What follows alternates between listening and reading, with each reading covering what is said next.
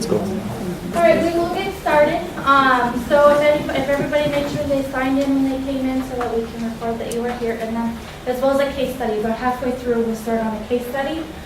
So if you didn't print one, I did have copies there, so please grab one. So this is Lisa Dooley. She's the Title IX coordinator for Minot State University. I work very closely with her. Turns out I kind of get along with her, so that works out pretty good. So today we want to do kind of an overview and a recap of Title IX and then what your obligations are as an employee at DCB. Okay?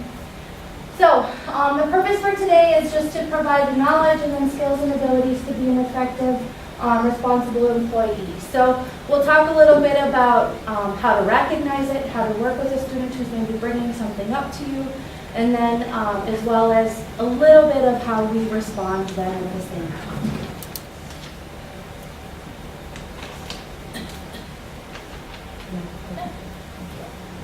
So you're probably wondering one thing is that I was just here last year, Laura and I did this, and you're like, okay, why are we doing this again? So, and I'll discuss that as well, but just to kind of give you a heads up, it's not that you guys aren't doing what you're supposed to be doing or that DCB is not in compliance. It's just the fact that, yes, the Department of Education, we gotta love them.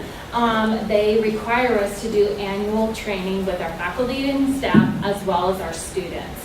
So each year, you will have some sort of training, whether that is an online training module, which we have incorporated that at Minot State University, or an in-person training such as today.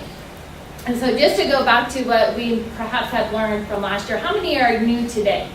And has never, okay, perfect. So just so I have a somewhat of an idea, perfect. Is that kind of the terminology, because you will hear Laura and I go back and forth about talking about complainants and respondents, and you're like, okay, what is she talking about? Who is a complainant? Who is a respondent? And so as you can see from the screen in front of us, is that the complainant is what we refer to as the victim in the situation, or the alleged victim.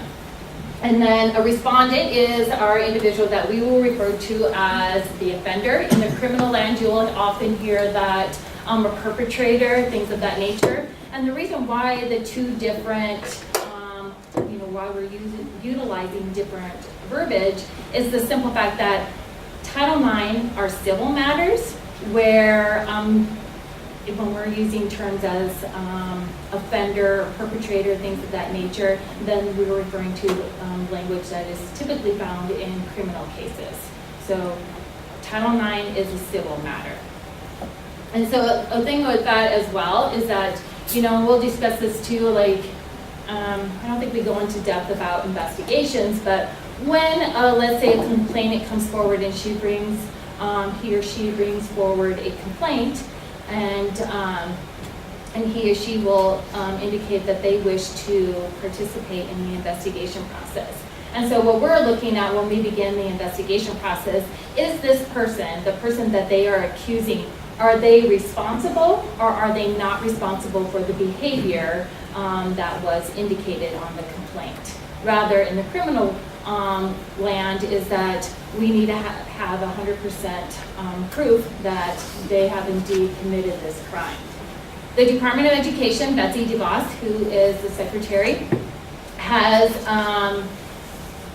she has withdrawn a couple of our documents that we get our guidance from, and so we are awaiting now on how about these changes may occur. And so what we are hearing is that maybe perhaps we will handle it more like criminal cases, and so obviously that will change how we will conduct our business and additional training on our part, but at this time we just don't have any idea. Just some learning outcomes. When you walk away from this today, that our goal is that you have an idea of, again, as a refresher, of what Title IX is, what behaviors are prohibited under Title IX, as well as what is your role as a responsible employee. So you're thinking, why is this an issue? And I kind of touched on that before, is that the simple fact that the Department of Education requires us to basically conduct training with our faculty, staff, and our students, so the entire campus community. talk about what the legal foundations of Title IX, and again, what it means to be a responsible employee.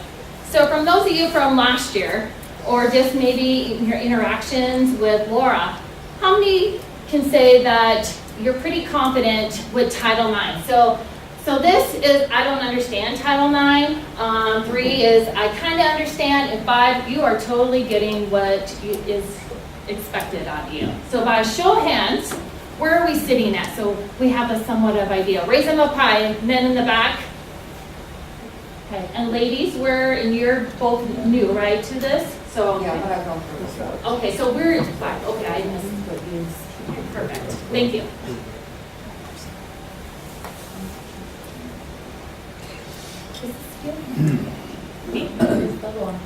So why is this important? Why are we even talking about the issue? So the Obama administration is the one who stated that we need to be doing more for our students on our campuses. That we know that research has demonstrated that 90% of sexual assaults that occur on a campus are not reported. The second thing is the research demonstrates out there is that approximately 1 in 5 and 1 in 16 men will be victims while they are attending an institution such as DCB or Minot State University. And so if you think about sexual assaults just in general, the phenomenon of sexual assaults, what do you think of? Do you think that these are incidents that individuals are just knocking on Laura and I's door that telling us about this behavior, or you as faculty members or staff members that they have developed this type of trust with? Do you think that individuals are comfortable talking about this matter? No, exactly. You're absolutely right. They don't. And so when we are seeing the research that's demonstrating 1 in 5 or 1 in 16, so we know that these are obviously low numbers, and especially with the men. There are a whole host of things of why men don't come forward in this masculinity, they don't feel comfortable, or perhaps that our culture almost takes a look that we don't view men as being victims. And I just want to point out is that they can be, and they're equally so can be victims of campus sexual assault. So what is Title IX? So Title IX, basically, you see the verbiage up in front of you, but basically, and it's just that any student or any faculty or staff that works at any institution, that you should be able to attend school, you should be able to work here and be free from any type of sexual discrimination.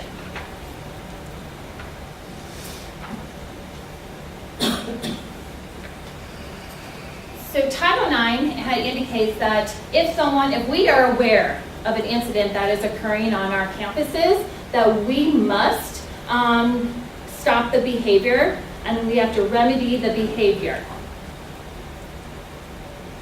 Title IX was modeled after the Civil Rights Act of 1964, so it's just building off of it. And then where do we get our guidance? So why are we telling you, why do you need to do the things that you need to do as responsible employees? And that is to report an incident that you are aware of. And that's because we receive our guidance from the Department of Education Office for Civil Rights. They are the ones who demonstrate to us of what we need to be doing as our job. So our jobs are kind of unique in a sense. Yes, we're receiving guidance from the Department of Education Office for Civil Rights, but yet we are getting paid by our respective institutions. And so we fall kind of like in this area where it's hard because, we're supposed to be doing what we need to be doing, but yet at the same time, we're representing our institution. And so these are very, they're not black and white matters. There's a lot of gray in Title IX, and especially now when I had pointed out that Betsy DeVos is in the midst of making new changes, is that we're constantly having to be familiar with the different laws of Title IX. And so we just again, in September 2017 is our most recent interim, and it's just stating that they have withdrawn the 2011 and 2014, they redacted those documents, and now just indicating that we can handle our investigations we can do them as criminal cases, or we can do them as civil matters. Or I think we are still doing civil matters until we receive documentation further from Department of Education. So what does this all mean? So some of the things that Title IX will cover is sex discrimination. So that can be pretty broad, like looking at the word discrimination, that can cover a lot of different things. But some of the things that Title IX highlights in that sense of inequality in sport programs, so making sure that there's equal opportunity for male and female students, or for all students, I should say, as well as then for employment. And then when if discrimination takes place, for us to get involved as Title IX investigators, we look for that sexual piece, a sexual harassment piece to pull in for Title IX to have the reason to look for a policy violation. Sexual harassment, this could be so unwelcome acts of sexual contact or non-consensual as well. So this can be something for advances, requests, or favors. Some of the things that I talk about with students is, for example, the quid pro quo model, in the sense of if you do this for me, I'll do this for you. So that's another thing that falls under that category of there's not a level for consent to be given at that point, so therefore Title IX can get involved. Also then we look at hostile environment.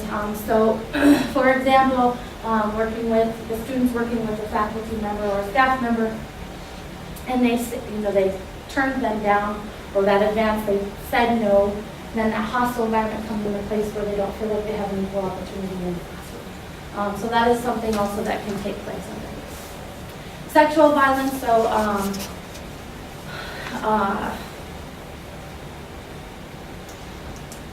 when the sexual contact takes place without consent. So a lot of the levels of consent that we talk about is a sense of power.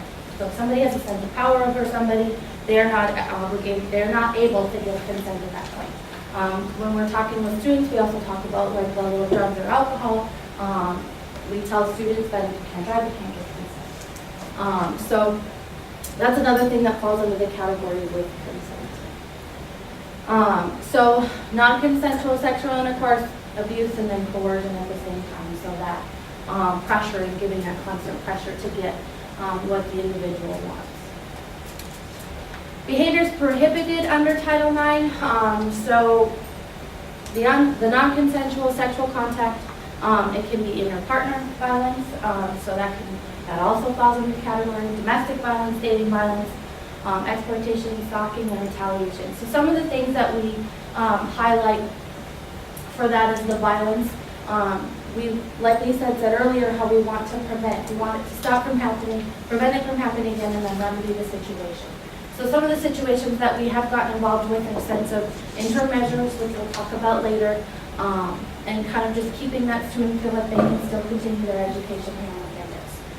And then in the bottom there where it talks about retaliation, we look for that just because if the person that's being accused or the respondent creates an issue out of it. So, for example, if a student came forward or a complainant came forward with a complaint and the respondent finds out about it and then they retaliate in the sense of threats or making the situation that much worse for the complainant to come forward, retaliation is not acceptable and that's a violation of policy.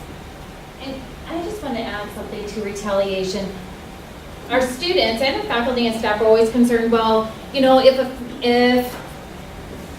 the female partner comes in and they demonstrate or they tell you that something has happened, that you're more or less going to believe them. And I hear this a lot of time from males and with just the individuals who come into my office, of feeling like, well, if someone makes a false accusation against me, then I'm going to be either fired or I am going to lose my scholarship, I am going to be suspended from Minot State University or terminated in some way. Is that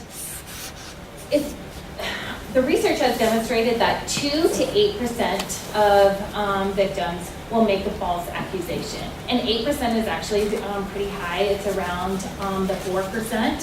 4 to 5% of individuals will make false accusations. But this is why retaliation is in place, is that if someone is making a false accusation against you, that you can, both parties don't have enough evidence, or you can determine that yes, they are making a false accusation, then you also can come back and file a complaint as well under retaliation.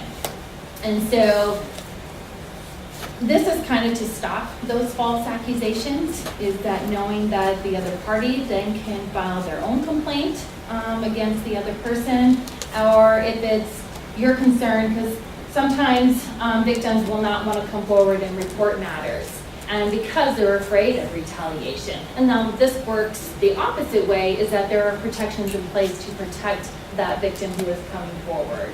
And so we will do interim measures like no contacts, or if they're happening to live in the same resident hall, we will initiate a move.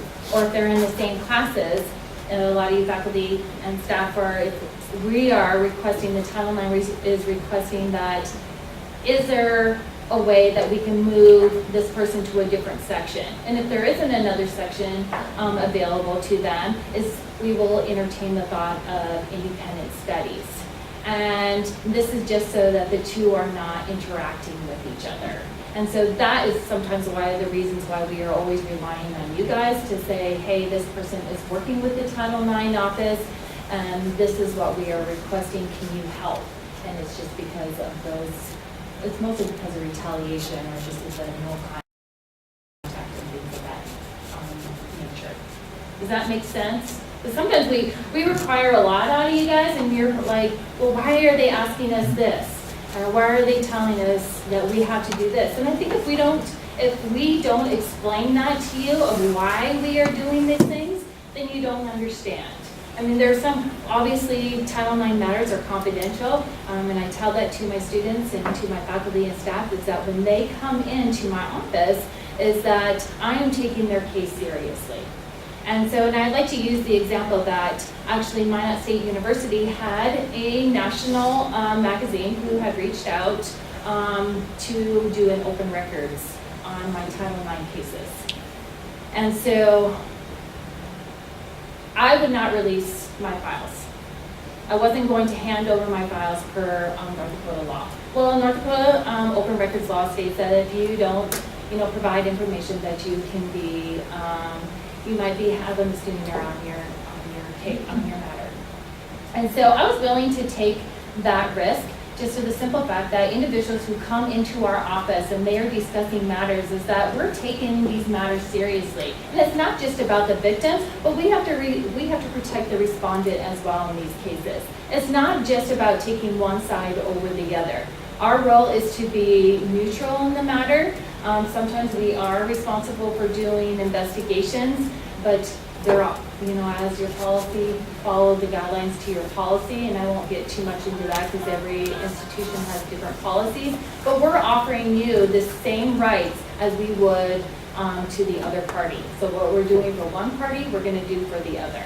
And so I think that is, really important for you guys to understand that we're not always going to take one side over the other. That's not our role. It's just to make sure that if you're working here and that if you're a student here, is that we're making sure that we're providing you with resources and services that you deserve.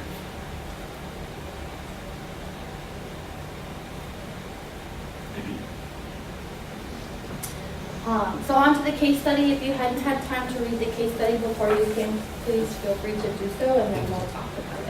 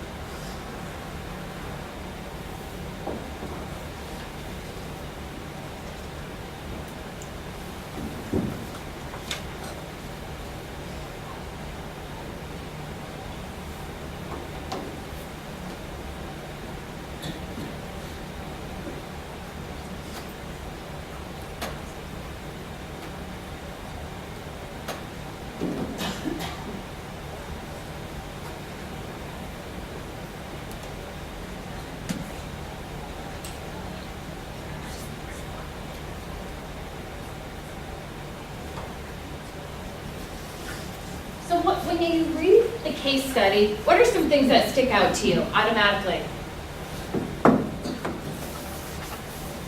I feel like I'm in class and then I'll start calling on particular people.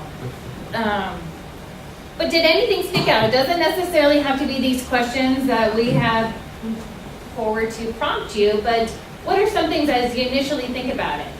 If you were the Title IX coordinator, let's do this. If you were the Title IX coordinator, where would you begin with this case study? I'm going to call on you. Yes, please. Well, if I'm the Title IX coordinator, which I'm not. Or Eric, you're the faculty, or in this particular situation, it's the faculty as well. So I'm just giving you a couple different avenues of how you would handle it or what you thought about If it. I was the Title IX coordinator, I would ask her if she was interested in filing a case on it. I'm in business office, I would also ask if she would like me to refer her to the Title IX, and I think I would talk to the Title IX on that, or reach out to her. Good. Yes, sir. I don't think you have any choice but to report it. What about those faculty members? I appreciate that. What about who are my faculty members in this room right now? Okay, just one? Only one faculty member right now? So I'm going to pick on you. What about those cases where you hear a faculty member tell you this, because I know now what you would do, but what about those faculty members is thinking, I don't want to betray that student's trust. They're coming to me, they're reporting this situation to me, and I want to just, I just want to keep this matter confidential. What would you say to that faculty member? To that faculty member or Yes. to that student? Either or. Well, First, I want to see what you would hear if another faculty member came to you and said, no, I'm not going to report this because I feel like, they came to me, they trusted me, and I don't want to break that trust. well, I think number one, you have a legal obligation to do it. You don't have any choice. I think you need to explain that to the student too, and I really think as an obligation to the student, you need to follow up and continue on it too, because if they've come and talked to you about this, it's a serious matter with them.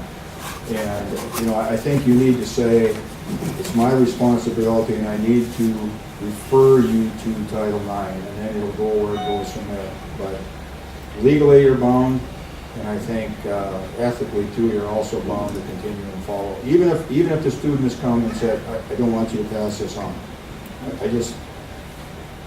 You're the adult in the situation and you need to handle it appropriately. And I can tell you that the times when students are coming to faculty members or to staff members and they are disclosing something to you is that they want you to do something. They might not be initially telling you that, hey, I need help, but that's essentially what they're doing. They're looking at you as just as you had stated, as you're the role model, you're the adult in this situation, what do I need to do? I'm confused about this. Is there any coaches in the room? Okay. And I'd like to pick on coaches as well, because athletics gets a bad rap. And that you're protecting your athletes, or that you want to keep it within. And we've seen multiple institutions now who are under investigation for this. And I think the most prominent one is Baylor University, where they are protecting their athletes. And so, do I think that this is that all of our respondents in these cases, or the ones who are causing the issues, are all from our athletic department or our athletes? No, I'm not saying that. And actually, I will defend a lot of our athletes. I mean, I like to look at them, when I do training with them, it's like, you are our role models on this campus. Other students are looking up to you, as well as our faculty and staff, and so you need to demonstrate better behavior, or you need to, put yourself out there and kind of show others what is going to be tolerated and what's not going to be tolerated. But you're absolutely right in these situations is to report it to the Title IX coordinator. But I personally, at Minot State University, I have had the issue where individuals, staff will feel like, you know what, I'm just not going to report this because I don't want to break that student's trust with me. And so we have to, and so that's the hard part. But our students now know, and if you're a faculty member, I would encourage you that every year at the beginning of the year, I will send out a statement for your syllabus. And it's just that. If you are writing your papers, or if you are indicating that you have been a victim of any type of sexual discrimination, and we went over the behaviors that were prohibited, if anything falls under that umbrella, is that I need to report it to the Title IX coordinator. And just putting that simple statement in your syllabus will, it CYAs yourself, as well as just letting your students know up front that this is what your expectation is. And do you need to do that? No, but do I strongly recommend it to our faculty? And yes, I do. And staff, I know sometimes staff will teach as well, and I will have them put that syllabi statement in there of some sort. But you're all right that you do need to report these incidents. What about the questions that are prompted up here? Does the allegation suggest that Amy lacked the capacity to give knowing consent? Does anyone have, and you can go either side. It doesn't necessarily mean that just because we're in this environment you think that you have to say what what we are expecting, but just kind of want to hear from you guys of what you think to either one of the questions. Because we already addressed two, the faculty members should report this incident, but what about Amy? Did she lack the capacity? And what does consent look like? When she lacks it, when she's intoxicated to the point where she doesn't remember what happened. Exactly. And I like to tell my students this. I'm like, if you are too drunk to get behind a wheel, you're too drunk to consent. And sometimes they will understand it more so. Or I go over consent a lot, because consent is an area that students don't understand what it means. But I make it easy for them. Is that if the person that you're wishing to get involved with and have intercourse, or whatever or just contact, sexual contact, is that if they are vomiting, if they are slurring their words, if they are not able to walk without staggering, then they are too drunk to have sex. And then our students, because if we're talking about 18, 19, and 20-year-olds, they'll say, but everyone has drunk sex. But there are some factors into that just with the things that I have just covered. If they are vomiting, if they're slurring their words, if they are in and out of consciousness, that individual cannot consent. And that's for both parties. Do you want to add anything about Yeah, that? we also stress that when I do the session during FYE, that's a big stress. I spend a lot of time on consent, and a lot of the common questions are, what if they're both drunk? So that comes forward, everyone does drunk sex. And so we have to have a conversation then about trying to pull that piece. We're obviously not out for the students. We're not trying to find a way to accuse them. It's our job to look into it. But that is something that we obviously have to look into. Another thing that I'll stress to the students is, if there is alcohol involved, not to worry about getting fines for alcohol, or the fact that it was on campus and it was a party, or anything of that sort. I also stress that with the students, because at that point, that's not what's important to me.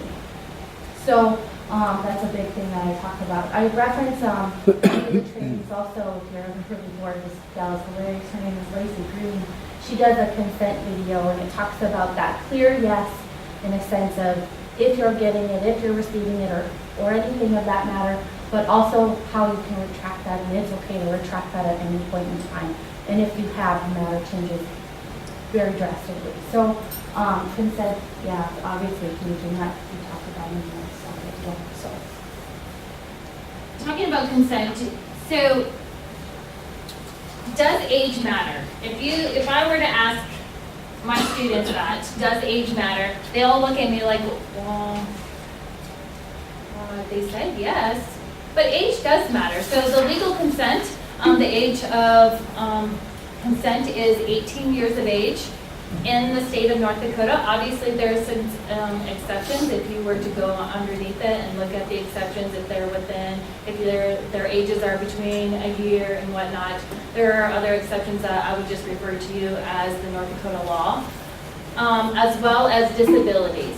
So if an individual has a disability, are they able to give consent? What do you think?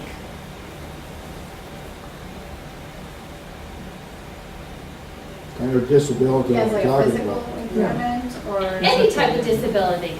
And you're right, because there's so many different types of disabilities. You're absolutely right. And so which one? But if we're talking about someone who, it's different if someone has a, depending on what their learning disability is, or to someone who maybe have Down syndrome, to, there's so many different categories of disability. But this is what we need to be aware of, right? That if they don't have the capability, or they have a learning disability that obviously the other individual is aware of, they cannot consent. And so on our particular campus that we have students with the A-STEP program, and these students do have disabilities. And so I've really paid attention to that population of doing some extra training with those individuals so that they are aware of what does consent look like. And because how we understand it may be different from how they're going to understand it. And I think as a Title IX coordinator and as a faculty and staff on our campus is that if we're seeing something that you don't believe that that person is able to consent because of their disability, I would encourage you to reach out to Laura or to myself and to talk about that, what your concerns are with those particular students. And then cultural understanding. I'm not sure how it is, the population on this particular campus, but on ours, we do have a lot of students from various countries. And so this is always a unique thing for me, so I will have a separate, in addition, I'll have a separate one-on-one with them as well about talking about what is acceptable in their country, maybe not acceptable here. And those conversations are fascinating. And so that's. And do you have students from other countries here? And so they're always good conversations to have. I mean, I always tell the students that if you had parents like mine, you did not talk about sexual intercourse, you didn't talk about what consent was, because if you didn't talk about it, they were under the belief that you weren't having sex. And so does that really work? And then where do we get our advice from if you have those types of parents, our friends? And so I'll say, our friends always think that yes, they're there for us, they have our back, but are they the ones who are giving us the best information? No. And so that's why we spend a lot of time, because you're thinking, why are you going over consent so much with the students? It's because really a lot of these students have not had these conversations openly. And I think the more that we talk about them in the correct environment, talking about what consent looks like, what cultural differences are, what may be acceptable, what may be not be acceptable, kind of takes out that gray in Title IX matters. And so that students aren't confused. Faculty are not, aren't confused as well. And so I'll have, I don't know if Laura does this, but so if faculty or staff are going to be gone from their classes, I will say, if you're going to be gone, don't cancel class, have me come in. And so that maybe perhaps I can do, not go over basically the specifics again, but the most common thing now is the Me Too movement. And the Me Too movement has a lot of similarities with Title IX. And so I will go in and have a presentation about the Me Too movement, where sexual harassment came from, and to talk about what that looks like. And so if you're a faculty member on this particular campus, is that if you know that you're going to be gone, I would encourage you just to reach out to Laura and say, hey, are you available to stay just to come in and give a Title IX refresher or some other, lecture on consent? There's just so many different things that we could be doing, and we want to help you in your classrooms.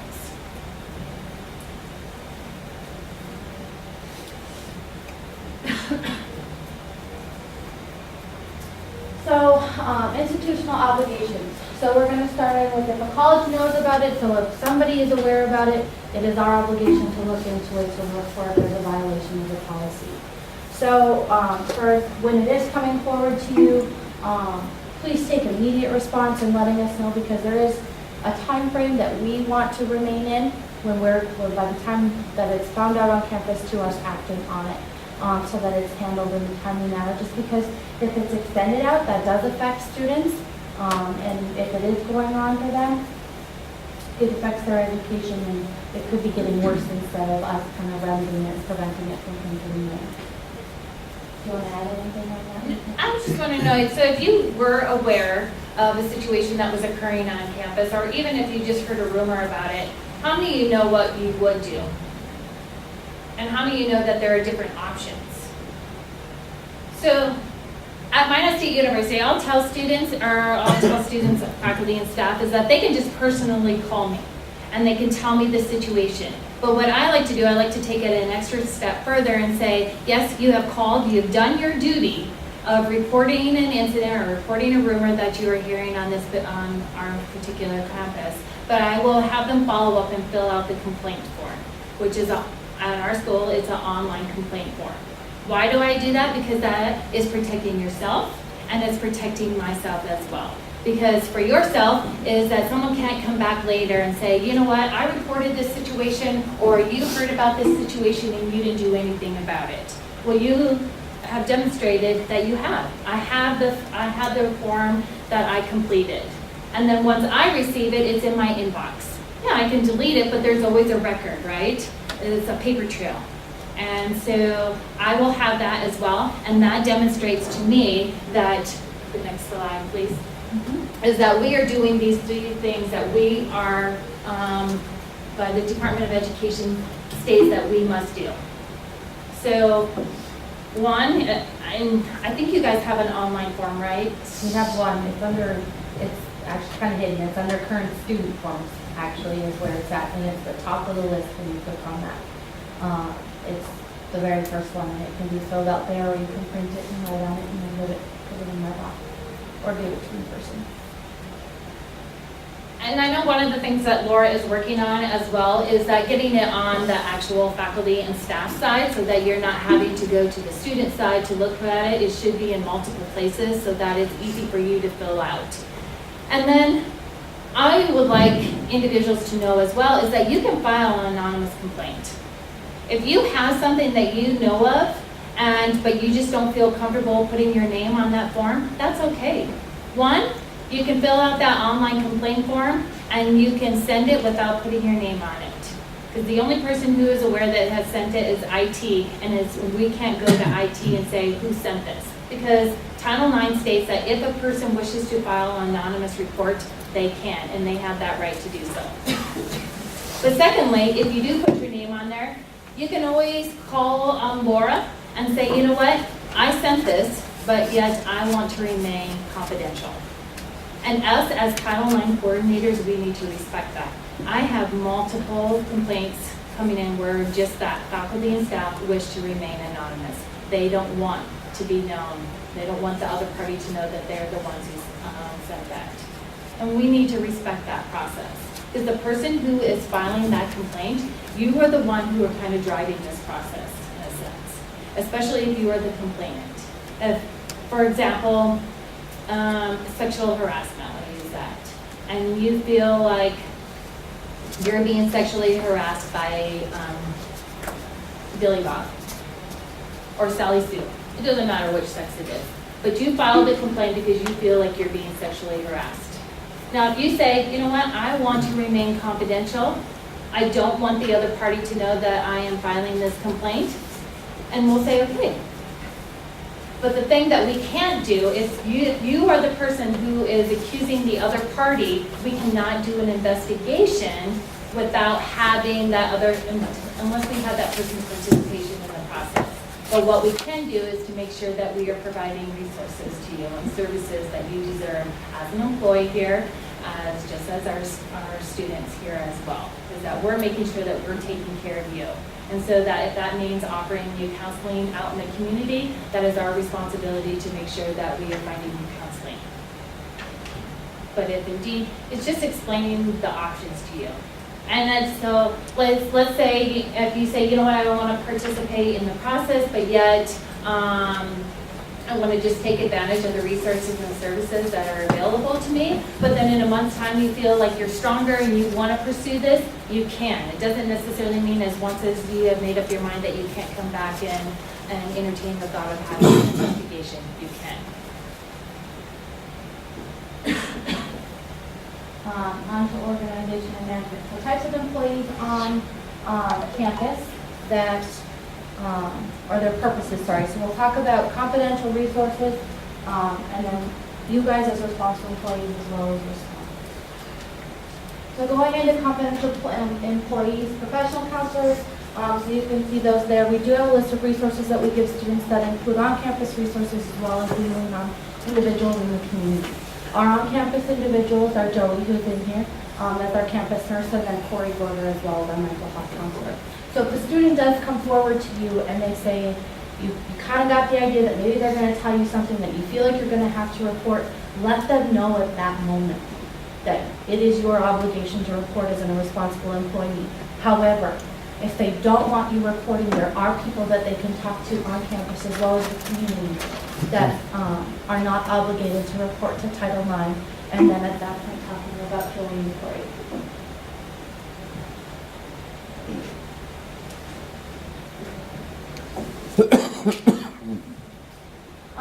So responsible employees, you guys are those individuals because you do have a lot of interaction with students, so students do form those relationships with you and become comfortable with you. However, like Coach Jay had said earlier, it is the obligation to be the adult in the sense of letting them know that you have to report this. And like they said, a student leans on you because they're obviously trying to deal with it and they do need help. It's just a matter of they don't know how to do that. If you want to talk any more on this, or the next slide. No, so everyone at your school, if they're not a counselor or pastoral counselor, they are deemed responsible They employees. would be. Corey and Joey are the only two that are not being responsible.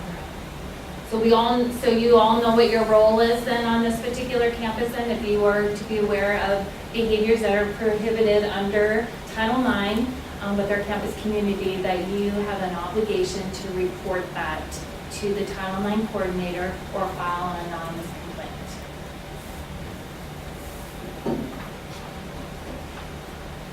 You covered We did. that. No, yeah. And you covered that.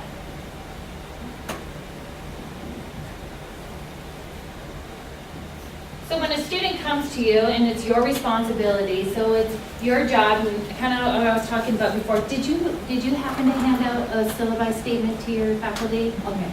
And I will share that too. I mean, it doesn't necessarily mean that you have to do it. I just strongly recommend that you're doing it so that students are aware that that they know that you are a responsible employee, so that there is no question about whether you are or you're not. And so a lot of times too, our faculty and staff was like, well, I don't understand what I would do if the person started telling me about this situation. I don't feel comfortable interrupting them. Again, I like to use to go back that at this point in time at Minot State University, we've been doing this for 3 years. So if a student is already a junior, they have heard this their freshman, their sophomore, and their junior year. So students know and have that expectation that if I am telling my faculty member, if I am telling a staff member on this particular campus, even if it's in the business office, is that I know that they're going to report this to the Title IX coordinator. And it's not to necessarily get that other person in trouble, it's that we're ensuring them that once they arrive here at DCB on this particular campus, is that we want them to remain a student here at Minot State University, or at DCB. Right? We want them to earn their education here. So we're going to do everything in our power to make sure that we're giving them the proper resources. That's our only role on this particular campus, is to make sure that they get their education. Because I like to remind, it's like without our students, do we all have jobs here? No. We need student enrollment, and especially now in the time where we're at now with the state funding and things of that nature, is that we really need to retain our students. And so if that is anyone's role here in enrollment, I like to not think it's not just someone in enrollment, but it's all of us who can retain our students, including us as Title IX coordinators. And so, again, just if you have to interrupt them, just as a reminder to them that, remember the syllabus statement, or remember my statement, or remember what Laura had said during orientation, is that I am a responsible employee and I have an obligation to report whatever you're going to tell me. And then at that time, if they're like, you know what, I don't feel comfortable, I don't want you to go to the Title IX coordinator, I will encourage you then to reach out and talk then to your counselor on this particular campus, because those individuals can keep your information confidential.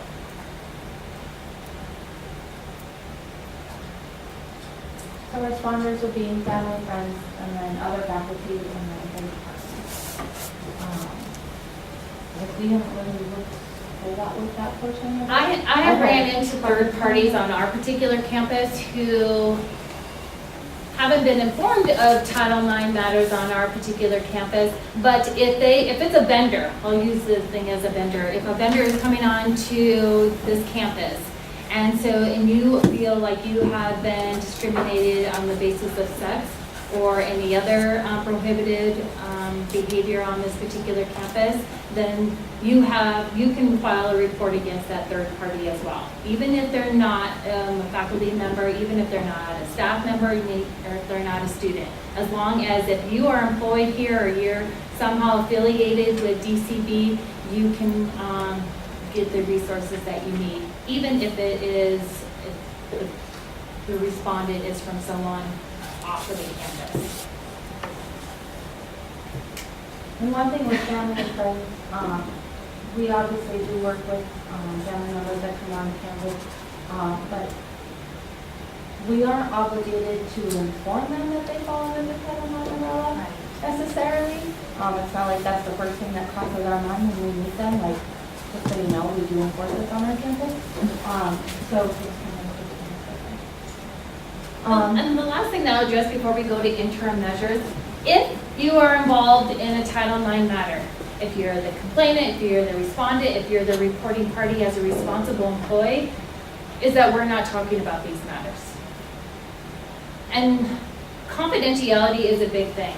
Is that when I'm telling my faculty and staff that if I'm asking for interim measures of academic support in their classes, I will put a disclaimer on the bottom as a reminder to them that this person who has came to me and is asking for help or has filed a complaint against another person, is that we're not going about telling every Tom, Dick, and Harry in the room about what is happening to that particular person. Because I like to use the thing, well, what if that was you? Would you want everyone talking about your case? No. And so it's just a reminder that if you're involved in any of these cases in any particular way, that you're not openly talking about it. I don't know if you have something to add in regards to I want to confidentiality. stress that. It's huge, and students feel that, because sometimes when they do come forward, they feel like, man, we're a small campus, everybody's gonna know us like something. And so that a lot of times will prevent them from coming forward or pursuing with the investigation. So we want to pride ourselves on that the students are able to come forward, they feel comfortable with that, but they also feel safe in the sense of, I know that they're not going to brag to so-and-so about it. Especially with interim measures, it's easy for us to notice, so even if you do notice, please don't discuss it with other individuals if we're moving students around or if there's a reason that we're doing some things in the classroom or in the dorm or the cafeteria as well. Go to the next slide. So just Uh-huh. Go, yeah, you can just get that one, please. Yep. So, going back to what we did, the pre and the post-test with the, can you go to the next slide, Laura, please? Is now, after you have heard both Laura and I mean, maybe perhaps there are still some questions that maybe you don't feel comfortable asking in this setting. I would encourage you either to reach out to Laura or to myself to ask what those, those questions that you have in regards to Title IX. Like Laura had indicated in the beginning, is that we do work closely together. I know that I look at Laura as being one of my confidant because obviously in our cases, we're hearing about these cases all the time. And so they can be, investigations or just situations can be very demanding. And so it's nice to be able to talk to someone who is in the same role. And so if there's something that you're just not clear about, just make sure that you're reaching back out to us and following up on it. But at the end, where are we sitting at now, especially the new individuals that are new to Title IX? How do you feel now, by the raise of hands again, do you have a clear understanding or somewhat of an understanding of Title IX?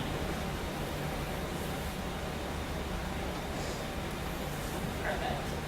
What about you? I hate to put you on I have the a spot. question. No, please. I get all the part if they come to you, Yes. either party or whatever, who you're referring to. I'm really puzzled by the part you brought up about rumors. Because nobody has said anything. Rumors are often wrong. Somebody's perception that has been passed on to 3 people. So I'm really puzzled about how you would ever respond to rumors. And more or less, on my particular campus, if it is a rumor in regards to, I'll use the example of domestic violence, because we do have a resident hall that is for couples, unmarried couples and things of that nature. And so individuals maybe have heard something, or they don't think it's, or maybe they suspect something, but those individuals will still just report it. They're like, I don't have any concrete proof about this. It's just a rumor. I just want you to be aware of it. Yeah, on our end, we'll just document that, and it just starts a paper trail. So it's just the importance of a paper trail. So that if perhaps, because you report something that you think something is going on, but you just can't put your finger on it, then another staff might come forward or another faculty member might come forward and say, you know what, I have this feeling. And then all those pieces of the puzzle start to connect. And I have had a case just like that. It was just based off of a rumor. There was nothing I could do. I just could document it, and that I didn't have any solid evidence to even begin an inquiry or an investigation. But if I receive more than one complaint or more than one, situations involving the same people, then there's something to that, right? And so, you're right. On our end, we're probably not going to do anything about it, except for the simple fact that it's just starting a paper trail. That's it. And you might not agree with that. And I'm not saying that all rumors have to be reported to the Title IX coordinator. It's just, I would just encourage you. If if they're just rumors in itself, then I'll put it back on you to use your discretion of whether you wish that you think it should be reported. But if you don't feel that it needs to be, then you don't need to as well. You don't have that obligation. But I would just encourage you. But if you have for sure, you have a concrete evidence that something is happening, that you know about this, or someone else has reported it to you, then definitely, then as a responsible employee, you do have the obligation to do so. Does that clear up anything? And like I said, you might not agree with it, and we're not telling you you gotta report all rumors. I just encourage it. Anyone else have any last minute questions for either Laura or myself, or in regards to what needs to happen on this particular campus, or where your policy is, where the complaint form is, where Laura's office is at? You guys have been great. Thank you so much for your attention. I know that it gets, you know, you feel like that we've been up here and we're just constantly keep pushing this down your throats, but it is very important just for the simple fact that we have a safe campus, and I know that it is here at GCB. And that's what you're involved in. Thank you. Thanks for coming, and please, before you leave, make sure that you have signed that sign sheet to give you credit for being here. Yeah.